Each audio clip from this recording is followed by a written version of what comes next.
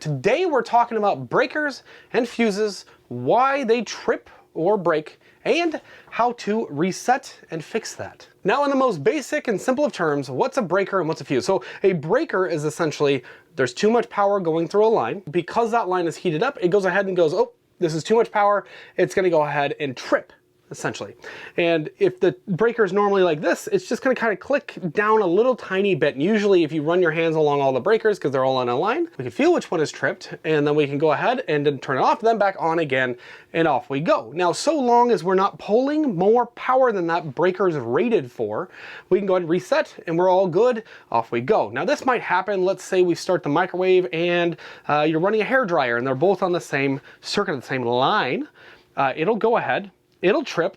We can go ahead and turn one of those appliances or both of those appliances off, reset it, and we're good to go. Well, what about a fuse? So a fuse is actually not meant to reset. You'll see these on the 12-volt side of things for your, let's say, lights and fans. It'll go ahead and it's just a little piece of metal with like 2 prongs, let's say.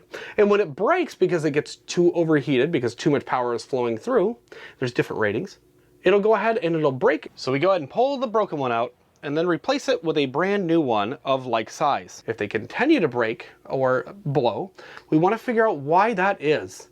How do we do so? So to check, we can go ahead, we're going to push that in, and we can see we have all of these breakers here. Now, if one's tripped, they're just going to be a little off. We can go ahead and push it off, and then back on again. This main 30 amp, and you can tell by it says 30 or 15. This 30 amp breaker is for the main power coming in. So if this is blown, none of these will work here.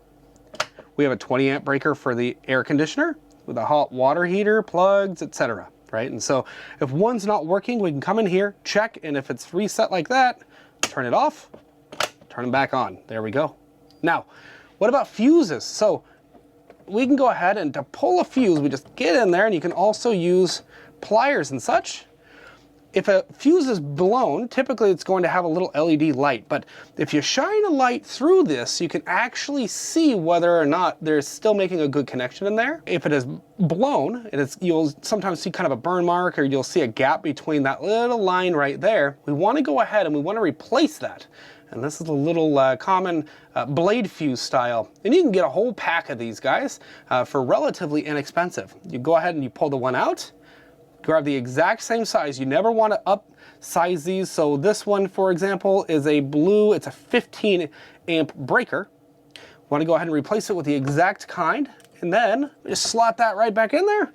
The light goes off and we're good to go. We're back in business. So this is a very easy way to troubleshoot our system. But there's one more fuse we can check that's actually behind all of this. Now that fuse is kind of hard to show you on video here, but this fuse, it's a 200 amp fuse here, which means that if we were drawing more than 200 amps at 12 volts, it's gonna go ahead and it's gonna completely blow so that we don't overheat these cables. We don't want these electrical components to get too hot. Typically, you'll find these at automotive stores. You can find them online, of course, if you do happen to blow those. So it's a great thing to have an assortment of these regular standard sized fuses that matches the appropriate style, just in case, because I know a lot of folks do want to have a few extra parts. Otherwise, this is a very simple and easy process to get you back up and running in case you accidentally overload a circuit. Just a few seconds and a little tiny bit of know-how, and off you go.